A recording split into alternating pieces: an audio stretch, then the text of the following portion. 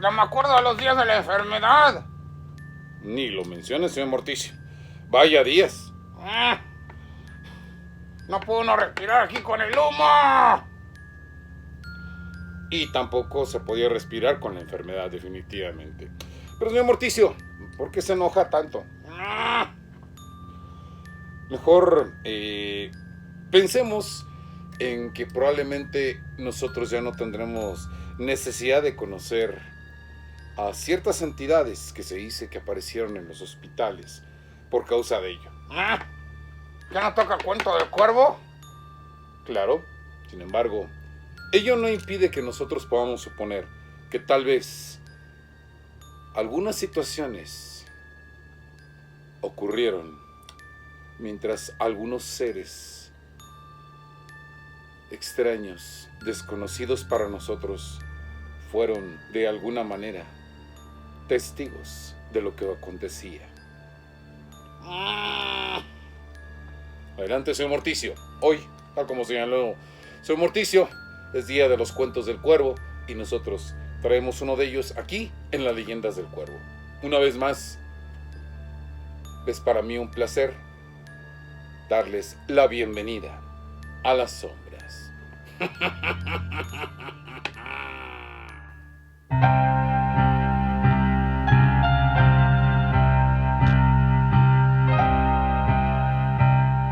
No había nada de anormal en el continuo vaivén del hospital. Las mismas entradas y salidas de los consultorios. Pacientes ansiosos, inquietos, que a veces salían con el rostro lleno de alivio y otras veces parecía que la visita al doctor solo había agravado sus presentimientos sombríos.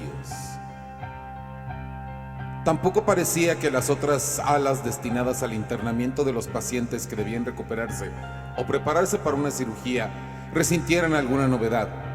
La calma hipnótica de las camas en donde algunos de los enfermos se recuperaban de la invasión de sus entrañas contrastaba con el drama del dolor proviniendo desde el interior de aquellos quienes probablemente ya no tendrían esperanza de recuperación y se revolcaban en sus lechos, tratando de huir del dolor.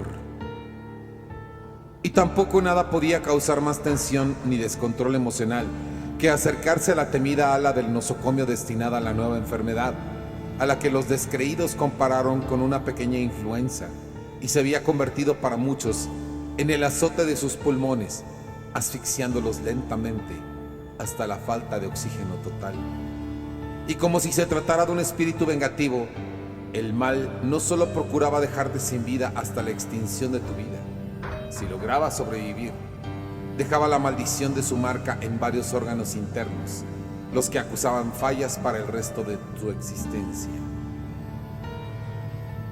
Pero nada de eso era lo que hacía que Aurora, la enfermera que iniciaba su turno nocturno, sintiera temor. Ella sabía que detrás del escenario del dolor humano que constituía el hospital número 223, Dr. Benjamín Pedrosa, había algo oscuro rondando el lugar. Algo antinatural que no podía definir. Algo tan repulsivo que le hacía arrepentirse de haber aceptado ese turno por un poco más de dinero. El calor asfixiante del sur del país se ha vuelto una costumbre para quienes viven en esas áreas, de modo que para quienes no se han terminado de ambientar, el envidiar a los naturales de Yucatán es una reflexión ociosa bastante frecuente. ¿Cómo es posible que ya no suden una sola gota? Aurora, que venía huyendo de un mal matrimonio en la Ciudad de México, hubiera deseado ambientarse más rápido. De otro modo, no habría visto en la habitación 706 lo que creyó ver. Recordó que ese día sentía que el calor la agobiaba mucho más que en otras ocasiones. Siempre hidratándose bien, Aurora no sufría por causa de la sed, pero sudar tanto dejaba sus camisolas impresentables por las manchas de humedad. Cierto, se supone que eran prendas repelentes al sudor y cuando solo traía la camisola se sentía fresca. Pero por inexperiencia en las argucias del empleo, cuando se abrió el ala destinada a los enfermos por causa de la virulenta epidemia, sin darse cuenta cómo, ya estaba asignada a ella, y el traje que debían emplear por protocolo era demasiado cerrado.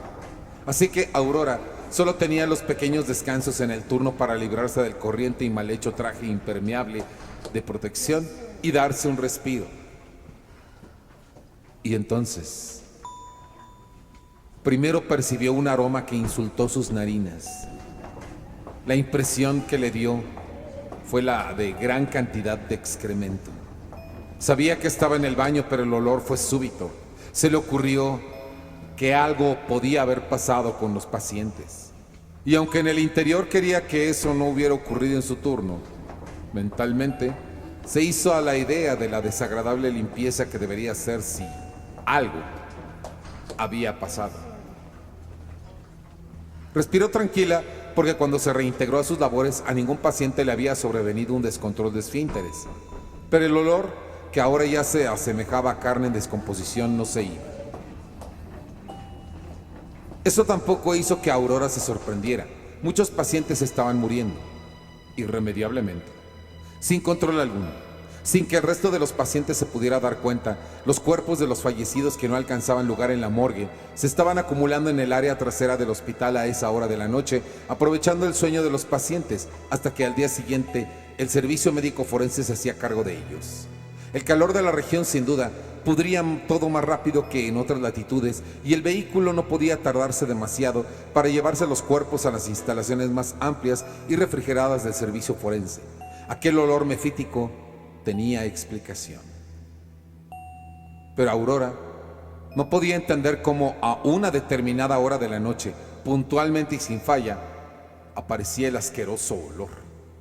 Y en las afueras del hospital aullaba de modo estentório un perro al que nunca podía ver, y se escuchaba un siniestro batir de alas en esa área. Le daba la impresión de que el aleteo se oía dentro del hospital, pero ella daba por descontado que eran aves que venían de fuera. Había escuchado demasiadas historias del hospital. Por ejemplo, ese espectro de una enfermera que, arrepentida del maltrato a sus pacientes en vida, regresaba a enmendar sus malas acciones, brindando ahora el supremo consuelo de la muerte, o pacientes que no sabían que habían fallecido y que aún deambulaban por el lugar. A pesar de todo, Aurora dominaba sus nervios porque no podía creer en las cosas que nunca había visto y que solo le habían contado. Pero esto lo estaba viendo. Nadie se lo estaba contando. Y desde que percibió aquello miraba a los pacientes de su turno con mayor atención. Unas de ellas eran las pacientes Rico. Las dos mujeres estaban conectadas a sendas máscaras de oxígeno que no se podían quitar y que por las circunstancias habían acomodado juntas. Trataban de dormir, pero Aurora sabía que iba a ser muy complicado. Su descanso solo podría darse con la última y fatal fase de la enfermedad. Se encontraban en estado muy delicado. Anabel había contagiado a su madre María, y a su malestar había que destacar el ánimo deprimente que ella tenía por la culpa. El hijo de Anabel se había contagiado, y él llevó la enfermedad de carácter volátil y de rápida transmisión a toda la familia Rico. Anabel consideraba que era responsabilidad suya el no haber creído que el niño tenía la enfermedad y no aislarlo. De haberlo hecho, su madre no estaría ahí. El cuadro era triste, y aunque Anabel no decía nada, no había momento en que, al sorprenderla a Aurora, comprobaba que sus ojos estaban arrasados en llanto cuando veía a su anciana amiga de la niñez tumbada y obligada a respirar de una máscara de oxígeno. Ya no habría más confidencias adolescentes que contarle si no salían de ahí. Anabel sentía que el corazón se le encogía al verlas. ¿Estará lista? Sí. Esperaremos. Aurora escuchó voces que perturbaron sus reflexiones sobre ellas a esa alta hora de la madrugada. No se explicaba quién estaría despierto a esa hora, pero las voces parecían provenir de uno de los pasillos. Aunque las áreas comunes debían estar iluminadas, Se les había recomendado que la luz fuera más bien suave, lo que le brindaba un aspecto francamente siniestro. Y su sorpresa puso a prueba su razón, porque donde esperaba encontrar a 3 humanos conversando, Aurora vio 3 animales. Un perro, una lechuza y una extraña ave, cuyo plumaje sombrío y pico curvo y agreste la hizo retroceder al apreciar que los 3 animales, al reparar en su presencia, la miraron intensamente. Retrocedió, presa de espanto y de temor ante la posibilidad de un ataque, y caminó de espaldas hasta que llegó a la habitación 607, donde aseguró la puerta, donde apenas pudo comenzar a preguntarse cómo era que había animales en el hospital. Le pareció escuchar el largo y sonoro aullido de un perro y el ulular de una lechuza, así como alas batiéndose fuera del cuarto, y esperaba que los animales se hubieran ido. Pero cuando ya el familiar olor nauseabundo de la podredumbre penetró en su nariz, dio la vuelta y el espectáculo le robó el aliento. Detrás de las 2 pacientes apareció la visión espantosa de un ser que tenía las mandíbulas descarnadas y en donde debería tener la nariz tenía incrustado algo como los cuchillos que ella veía en los museos en la época de los sacrificios. En un pasado remoto en donde este ser, cubierto de carne en descomposición y fajas en los antebrazos y piernas con cascabeles, se llamaba Apuch, el descarnado. Aurora no sabía nada de aquel ser, ni de las noticias de sus apariciones en las habitaciones de los enfermos, y tampoco de que se hacía acompañar de un perro, de una lechuza y de un ave moán, ave de la cual no se sabe nada en los manuales de ornitología del mundo, pero sí se sabe que su aleteo, junto con el ladrido del perro y el ulular de la lechuza, son signos inequívocos de la presencia de Apuch, descarnado dios de la muerte. María, quien se despertaba en ese momento, ajena por completo a aquello que estaba detrás de su cama, miró a su hija Anabel y, tomando su mano, le hizo señas con la otra. Mamá, puedo. Y de todas maneras, no tengo miedo de morir. No te la quites. Estoy suficiente. Mamá, hay niños en la casa. Tienes que luchar por ellos, pero yo ya no puedo.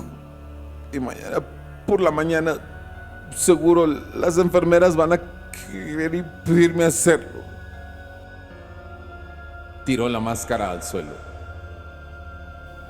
Perdóname. No tuviste la culpa de tu hija, pero tú tienes que luchar, ¿eh? Entonces, es la despedida, entonces. Sí. Pórtate bien, Anabel. Las 2 mujeres se tomaron de la mano y en lo que pareció un instante, que en realidad fueron varios minutos, María expiró en su cama, hallando al fin la paz en su gesto plácido, ya sin necesidad de aspirar aire, porque a donde iba ya no se necesitaba el oxígeno. Al menos había podido despedirse. Un trote canino y aleteo se escucharon en medio de la sombra de la habitación. Sí, ya. Sí. Lo he visto. Los 3 animales estaban nuevamente congregados ahí, pero Aurora solo tenía ojos de horror para el descarnado, cuyos trozos de músculos en descomposición caían al suelo mientras se aproximaba, y veía desde el fondo de sus ojos vacíos y aguzanados a la enfermera. Nuevamente, la noche se llenó de turbadores presagios mientras los compañeros de Apuch lanzaban sus peculiares gritos a las estrellas y alzaban el vuelo, ayudando a su Señor de la muerte a llevarse las almas cosechadas esa noche. Una que se retiraba en paz y confortando a uno de sus seres queridos. Otra que musitaba aterrada el oscuro nombre en maya quiché, la lengua ancestral del descarnado señor a quien también llaman Yum Simil, amo de la suerte de los hombres.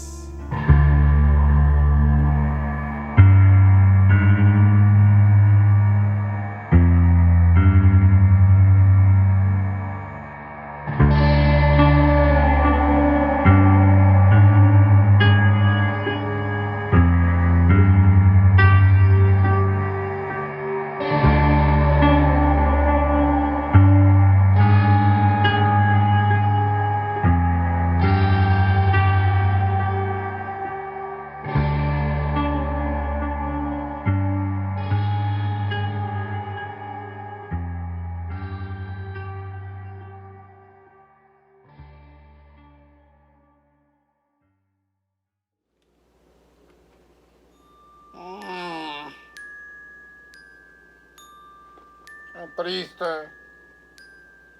Muchas historias tristes ocurrieron en aquellos momentos, señor Morticio. Sin embargo, parte de relatar ese dolor y todas esas circunstancias quizás forma parte de esa memoria que necesitamos tener para apreciar. Justo en estos días en que pensamos mucho sobre la muerte, en qué tan importante antes de que ésta llegue es la vida. Claro. Pienso que es una buena meditación, sin embargo, seguramente ustedes tendrán su propia palabra al respecto y preferimos que ustedes allá en casa lo piensen de esa manera, ya que pues son sus creencias y por supuesto sus criterios los que de alguna manera tendrán mucho más razón que lo que podamos decir aquí en este momento. Claro. Nosotros solo traemos la historia y ya nos vamos a retirarnos sin antes recordarles que si desean conocer más de Paul Raven, el escritor, hay maneras que les sugerimos en la descripción, en la caja, donde tenemos los vínculos que los pueden llevar a conseguir un par de ejemplares. Uno de ellos es este que ya hemos presentado en varias ocasiones, que es el de Monstruos. La editorial Esqueleto Negro publicó un relato mío junto con otros 9 distinguidos autores latinoamericanos, un relato llamado Creación de un monstruo. Y por supuesto, esperamos que ustedes tengan la curiosidad de conseguirlo y leerlo. Esperamos que ustedes así lo hagan, así como también con un ejemplar que próximamente mostraremos aquí, que es el de Cuentos, Relatos y Poemas del Bosque, Ayervos, la antología de la hermandad literaria de Esin. Ahí ustedes encontrarán mi relato Danza de Sombras, en donde también tendrán la oportunidad de empaparse un poquito de toda esta situación de los cuentos de Paul Raven alrededor de lo que es el horror y el espanto. Si ustedes entran en nuestras redes van a encontrar Leyendas del Cuervo Oficial y por supuesto Bienvenidos a las Sombras Oficial, página y grupo en donde publicamos algunas de las premisas, algunas de las primicias de los videos y por supuesto los videos que de alguna manera pues ya han pasado, así como los nuevos, como este seguramente lo vieron anunciado en la página y si no pues podrán viendo su Facebook enterarse de ello, así como también en el grupo de Bienvenidos a las Sombras Oficial. Del mismo modo, esperamos que ustedes nos acompañen en otras redes que nos han acogido y que también nos dan a conocer con ustedes, que es en este caso Eternas Lunas. Claro. Eternas Lunas, que en este punto pues nos ha brindado su apoyo como casa literaria y en donde evidentemente les recomendamos que ustedes unan, puesto que si les gustan todas las cuestiones oscuras seguramente les gustará Eternas Lunas. Nuestros colaboradores, las personas que siguen la página, que siguen nuestros retos literarios, normalmente escriben en textos de horror, de espanto, de misterio, de romanticismo gótico, de romanticismo vampírico, entre muchos otros relativos todos a temáticas oscuras. sombras. Tenemos los videopoemas que producimos allí en el grupo y por supuesto tenemos estos retos literarios que organizamos con el fin de hacer escuchar su voz y de promover todo este sentido de la cultura gótica. Así pues, maestro Nathaniel Llano, la maestra Angie Vampi y un servidor de ustedes, pues los esperamos ahí en este espacio que es Eternal Dunas. Ajá. El señor Morticio los espera, por el contrario, en las Crónicas de Morticio.